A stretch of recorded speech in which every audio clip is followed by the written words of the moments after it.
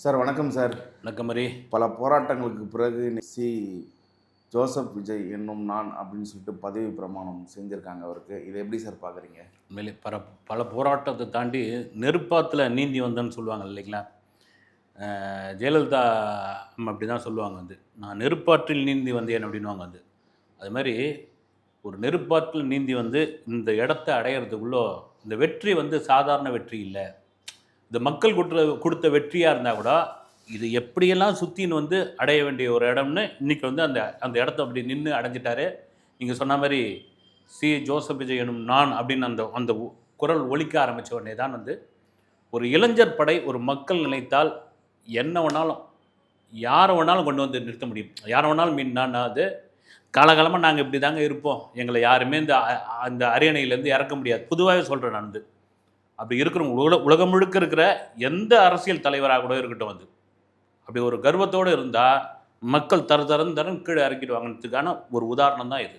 விஜய் எந்த தீர்மானத்தை முதல்ல சார் நிறைவேற்றுவார்? இல்லை, தீர்மானத்தை தாண்டி இன்றைக்கி முதல் கையெழுத்தாக போட்டார் ஏன்னா முதல் கையெழுத்து எதை போட போகிறாருன்னு எதிர்பார்த்துட்டு இருந்தாங்க அதில் 200 யூனிட் மின்சாரம் இலவசம் அப்படின்னு சொன்னார். அதன் பிறகு பெண்கள் பாதுகாப்பு, ஒரு சிங்கப்பெண் படை அப்படின்னு ஒரு தனியாக காவல்துறையில் ஒரு படை, பெண்கள் பாதுகாப்புக்கான படையை உருவாக்க போகிறோம் அப்படின்னு. போதை ஒழிப்பு, ஏன்னா இதை வைத்து தான் கடந்த ஆட்சியில் பெண்களுக்கு பாதுகாப்பு இல்லை, எங்கே பார்த்தாலும் போதை, இதனால் தான் அட்ராசிட்டி அப்படின்னு அதை முன்னெடுத்து தான் அவர் தேர்தல் பிரச்சாரமே செய்தார். அதனால் முதல் கையெழுத்தாக அந்த கையெழுத்திருக்கு. அதே சமயத்தில் விஜய் ஒரு வேண்டுகோளை விட்டுருக்காரு. ஏன்னா ஒரு 10 லட்சம் கோடி கடனில் இருக்குது தமிழகம், கஜானாவே சுரண்டிட்டாங்க, கொஞ்சம் மூச்சு விடுறதுக்கு அவகாசம் கொடுங்க, அதுக்கப்புறம் ஒவ்வொரு நான் அறிவித்த ஒவ்வொன்றா நான் இம்ப்ளிமெண்ட் பண்ணுறேன் அப்படின்னு சொல்லியிருந்தார். அது வரவேற்பும் காத்திருப்போம்.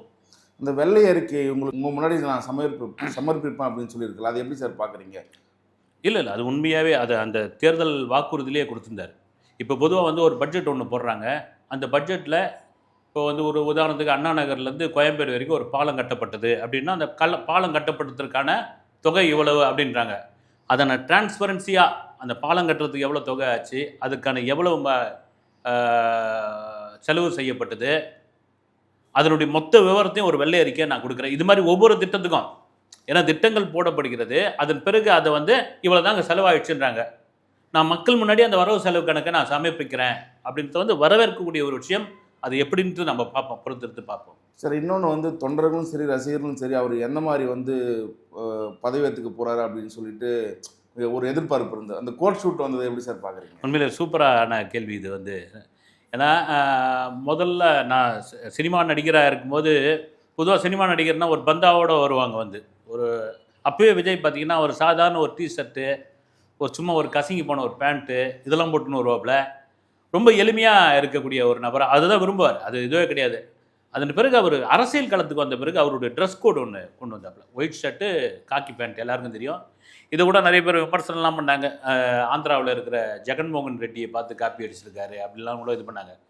சரி, இப்போ பதவியேற்பு எப்படி வரப்போகிறாரு? வேட்டு சட்டையில் வருவாரா, அல்லது இவர் ஸ்டாலின் மாதிரி பேண்ட் சட்டையில் வருவாரா, இல்லை அதே போல் ஒயிட் ஷர்ட்டு காக்கி பேண்ட்டில் வருவாரான்னு பார்த்தா கோட்டு சூட்டோடு வந்திருந்தார். வரவேற்கக்கூடிய ஒரு விஷயம். ஏன்னா உதயநிதி ஸ்டாலினே பார்த்திங்கன்னா டிஷர்ட்டுக்கு மாறிட்டார், ஆனால் கோட் சூட்டோட ஒரு பிரமாதமாக வந்திருந்தார். அது அப்படியே எல்லாரும் வரவேற்றிருந்தாங்க. இதை தான் இது மரபுன்னு தாண்டி காலத்துக்கு ஏற்ற மாதிரி மாறிக்கிறதுன்னு ஒரு விஷயம் இருக்குல்ல, அதுதான். தொடர்ந்து அவர் எந்த மாதிரி ட்ரெஸ் கோடில் சார் ஃபாலோ பண்ணுறதுக்கான வாய்ப்பு இருக்குது? இல்லை, அது அவருடைய விருப்பம் தான். மேபி வேட்டு சட்டியாக இருந்தால் நம்முடைய அது பாரம்பரியம், நம்முடைய கலாச்சாரம் இன்னும் நல்லாவும் இருக்கும். அதை ஃபாலோ பண்ணுறாரா, அல்லது அது இப்போ வேட்டி சட்டைனா எல்லாராலையும் கட்டின்னு போக முடியாது. அதில் ஒரு ஒரு அசௌகரியம் இருக்குது. அது கட்டி பழக்கப்பட்டவங்களுக்கு தொடர்ச்சியாக கட்டின்னு இருக்கலாம். பேண்ட் சட்டையில் தான் தொடருவார். கோட் சூட்டை இந்த நிகழ்ச்சிக்காக போட்டுக்கிட்டு இருப்பார். அதை தொடர்ச்சியாக போட முடியாது. ஏன்னா இது ஒரு நம்மலாம் வெயிலான ஒரு பகுதியில் வாழ்ந்துக்கிட்டு இருக்கோம். பொதுவாக கோட் சூட்டோட இதுவே பார்த்திங்கன்னா ஒரு குளிர்காலத்துக்கான ஒரு குளிர் தேசத்திற்கான ஒரு உடை அது. அதனால் அவர் பேண்ட் சட்டையிலே தொடரட்டும். பதவியேற்புக்கு பிறகு அவர் ரொம்ப உணர்ச்சி வசப்பட்டு பேசியிருந்தார். இது எப்படி சார் பார்க்குறீங்க? உண்மையிலே இது எப்படின்னா ஒரு ஒரு ஒரு சாமானியன், நம்ம எல்லாருக்கும் இருக்கிற ஒரு விஷயந்தான். ஒரு சாமானியன் நம்மளை கொண்டு இந்த மக்கள் இப்படியாப்பட்ட ஒரு இடத்துல வச்சுட்டாங்க, இந்த இடம் கிடைக்குமா கிடைக்காதா, இந்த இடத்துல ஏதாவது சாதக பாதங்கள் வருமா அப்படின்னு ஒரு இதுவாக எல்லாம் எதிர்பார்த்துக்கிட்டு இருக்கும்போது இவ்வளோ பெரிய ஒரு பொறுப்பை இந்த மக்கள் தான் நமக்கு கொடுத்துருக்காங்க. அதுதான் சொல்கிறேன், அந்த மக்களுடைய தீர்ப்பு, மகேசன் தீர்ப்பு, அதுக்கு நான் தலைவணுங்கிறன்ற மாதிரி ஒரு ரொம்ப உணர்ச்சி வசப்பட்டு பேசியிருந்தார் வந்து. அந்த உணர்ச்சி வசத்துக்கான காரணம் அதுதான் வந்து. இந்த வெற்றி சாதாரண வெற்றியும் கிடையாது. அதே சமயத்தில் அந்த உணர்ச்சி இருக்கணும், இல்லாமல் போனால் எப்படி வந்து.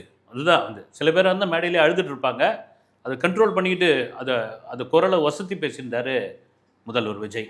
குறிப்பாக அவங்களுடைய எம்எல்ஏக்களுக்கு வந்து அவர் வந்து ஒரு பதிவு ஒன்று சொல்லியிருந்தாப்புல, ஜெயிச்சிட்டோம், பவரில் வந்துட்டோம், ஒரு ஆட்டம் ஆடி பார்க்கலாம் அப்படின்னு சொல்லிட்டு யாரும் நினைக்காதீங்க அப்படின்னு சொல்லிலாம் சொல்லியிருந்தாங்க. இது எப்படி சார் பார்க்குறீங்க? உண்மையிலேயே வரவேற்கக்கூடிய ஒரு விஷயம் வந்து, மிக மிக வரவேற்கக்கூடிய ஒரு விஷயம். அந்த கடந்த ஆட்சி காலம், அதற்கு முந்தைய ஆட்சி காலம், அதுவும் கடந்த ஆட்சி காலத்தெல்லாம் வந்து இதை தான் முன்னிறுத்தி வச்சு நீங்கள் வந்தீங்க வந்து. ஒரே அட்ராசிட்டி ஆகிப்போச்சு, ஒரே அமக்கலம் ஆகிப்போச்சு. ஒரு போலீஸ் ஸ்டேஷனில் போய் ஒரு கம்ப்ளைண்ட் கொடுக்க முடியல, ஒரு ரோட்டில் நடமாட முடியல, எங்கே பார்த்தாலும் போதை இது, கட்சிக்காரங்க ஒரே அமக்கலம் பண்ணுறாங்க, யார் வேணாலும் வந்து பஞ்சாயத்து பண்ணுறாங்க, இந்த மாதிரி நிலைமை இருந்தது. அதுதான் இருந்தது. அதே வேளையில் நீங்கள் வந்தீங்கன்னா அவ்வளோதான். நீங்கள் ஏதாவது அது மாதிரி ஆடினீங்கன்னு தெரிஞ்சதுன்னா தலைமை உங்களை சுருக்கெடுத்துரும்.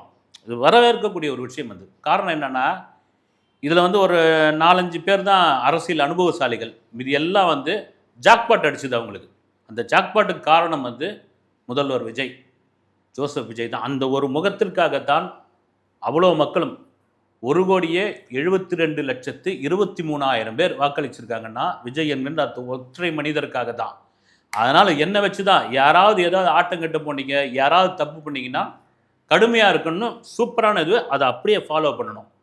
இன்னொன்று, விஜய் வந்து மை பிரதர் ராகுல் காந்தி அப்படின்னு சொல்லியிருந்தாப்புல, இது கடைசி வரைக்கும் தொடருமா இல்லை எப்படி சார் இது?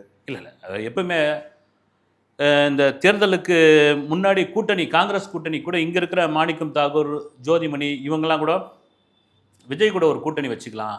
திரும்ப ஏன் வந்து திமுக கூடயே ஒரு கூட்டணி வச்சுக்கிட்டு அவங்க ஆட்சியிலும் பங்கு தரமாட்டாங்க, அதிகாரத்திலும் பங்கு தரமாட்டேன்றாங்க, 22 வருஷமாக கூட்டணியில் தொடர்றோம், என்னதை நம்ம வந்து எங்கள் பவர் செக்டருக்கு எங்கே நம்ம வந்தோம். அதனால் இந்த மாதிரி ஒரு இளைஞர் படை, பெரும் படை இருக்கிறது. அடுத்து வந்து நாடாளுமன்ற தேர்தல் வரப்போகுது.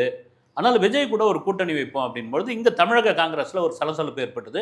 அதை ராகுல் காந்தி விரும்பினார் வந்து. ராகுல் காந்தி அதுக்கு முன்னெடுப்புலாம் செய்தார் வந்து. ஆனால் அது முடியாமல் போன உடனே என்ன ஆயிடுச்சு, கடைசியில் இப்போ ஆதரவுன்ற இடத்துல முதல்ல வந்து நின்னது காங்கிரஸ் தான். அதனால் ராகுல் காந்தி வந்து நான் மை பிரதர்னு சொன்னது மிக முக்கியமான ஒரு விஷயம் வந்து.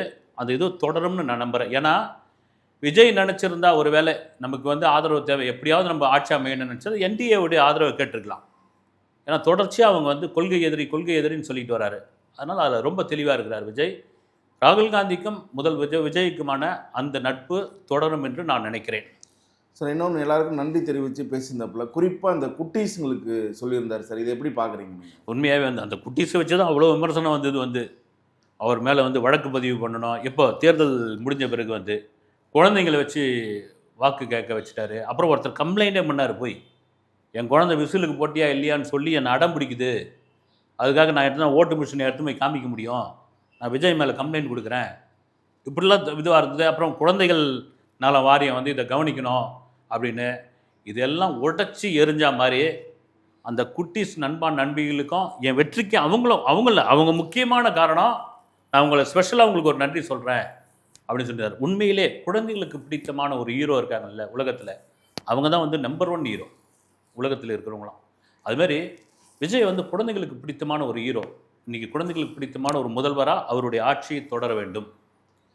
சார், இன்னொன்று முக்கியமான பொறுப்புகள்லாம் வந்து அமைச்சராக பொறுப்பேற்றிருக்காங்க அவர் கூட இருந்தவங்களாம். இவங்களுடைய நிலைப்பாடெல்லாம் எப்படி சார் இருக்கும்? இல்லை, இது வந்து இன்னும் உத்தேச பட்டியலாக தான் எனக்கு தெரிஞ்சு இது பண்ணியிருக்காங்க. அமைச்சரவையில் மாறும், இலாக்காக்கள் மாறும். அதே வேளை அவங்க வந்து அந்த கொடுக்கப்பட்ட அந்த, ஏன்னா இதில் பெரும்பான்மையானவர்கள் புதியவர்கள், அதனால் வந்து சீனியர்கிட்ட, இப்போ செங்கோட்டையன் மாதிரி, ஜேடிசி பிரபாகர் மாதிரி இவங்ககிட்ட சீனியர்கிட்ட ஆலோசனை கேட்டு, அப்புறம் கூட்டணி கட்சியில் இருக்கிறவங்க ஆதரவு கொடுத்தவங்க அவங்களுடைய ஆலோசனையை கேட்டு ஒரு சிறப்பான ஒரு மந்திரி சபையை, ஒரு சிறப்பான ஒரு அமைச்சராக களத்தில் அவங்க பணியாற்றுவார்கள் என்று நினைக்கிறேன். கண்டிப்பாக கூட்டணி கட்சிகளுடைய ஆதரவு நிலைப்பட்ட வந்து ஒரு ஏற்று நடக்கிற வாய்ப்புகள் இருக்கா சார்? இல்லை, கண்டிப்பாக ஏற்று தான் ஆகணும் வந்து. இங்கே ஏதாவது ஒரு விஷயம் போது அவங்க எதிர்ப்பு குரலும் கொடுப்பாங்க வந்து. இந்த 6 மாத காலம் வந்து எந்த இதுவும் இருக்காது வந்து. 6 மாதத்துக்கு அப்புறம் வந்து ஒரு நம்பிக்கையில்லா தீர்மானம் கொண்டு வருவாங்க, இல்லை கொண்டு வராமலும் போகலாம், தொடரலாம். ஆனால் ஒரே ஒரு விஷயம் என்னென்னா, விஜய் ஒரு 15-20 வருஷத்திற்கு அசைக்க முடியாத ஒரு தலைவராக தமிழக அரசியல் களத்தில் இருப்பார் என்பது நிச்சயமாக தெரியுது. சார் கடைசியாக ஒரு கேள்வி. எல்லா முதலமைச்சரும் இது வரைக்கும் இருந்த முதலமைச்சர்லாம் பதவியேற்கும்போது அவங்களுடைய குடும்பங்கள் வந்து கலந்து அவரை வந்து வாழ்த்துவாங்க. இதில் அவங்களுடைய பிள்ளை மனைவிகள்லாம் வந்து வராதது அவருக்கு எவ்வளோ பெரிய ஒரு வருத்தமாக இருக்கும், ரசிகர்களுக்கும் எவ்வளோ பெரிய ஒரு ஏமாற்றமாக இருக்கும் சார். இல்லை, நிச்சயமாக வந்து அவங்க பர்சனல் வாழ்க்கைக்குள்ளே என்னன்னு நம்ம போய் பார்க்க முடியாது. வந்து இருக்குது, அவங்களுக்குள்ள பிரச்சனை இருக்குது. வந்து நீங்கள் சொல்கிற மாதிரி நமக்கே கூட தோணுச்சு. வந்து யாரோ வந்து பார்க்குறாங்க, அவருக்கே கூட மன கஷ்டமாக இருந்திருக்கும். அவங்க அப்பா அம்மா உட்காந்து அழறாங்க 2 பேரும். அவங்க அப்பா கண்ணீர் சிந்துறாரு. எஸ்.ஏ. சந்திரசேகர் தன் மகனை எப்படிலாம் பார்க்கணுன்னு ஆசைப்பட்டவர். வந்து அதே வேளையில் மகன் மகன் மகள் மனைவி இவங்களாம் இருந்தால் இன்னும் சூப்பராக இருந்திருக்கும். வந்து அவங்க பர்சனல் வாழ்க்கைக்குள்ள என்னவோ அது நம்ம அவ்வளோக்குள்ளே போக வேணாம்னு நினைக்கிறேன் நான். விஜயோட ஆட்சி வர 5 ஆண்டுகள் எப்படி சார் இருக்கும் தமிழகத்துக்கு? இல்லை, அது அவர் ஆட்சியை பொறுத்து வந்து ஒரு சிறப்பான ஆட்சியை கொடுப்பார் அப்படின்னு தான் வந்து முழுமையாக நம்ம நம்புகிறோம். ஏன்னா அவரும் அதை தான் சொல்லியிருக்காரு. வந்து இந்த வெற்றி சாதாரண வெற்றி கிடையாது. வந்து ஒரு கட்சி ஆரம்பித்து 3 வருஷம் தான் ஆகுது. இந்த 3 வருஷத்துக்குள்ள ஒரு மக்களின் தலைவனாக, ஒரு தமிழகத்தினுடைய முதல்வராக இங்கே வந்து கொண்டு வந்து நிறுத்திருக்காங்க. அப்படின்போது விஜய் ஒரு நல்லாட்சியை தருவார் என்று நம்புகிறோம். பொறுத்திருந்து பார்ப்போம். தகவல் கூறம் நன்றி சார். வணக்கம்.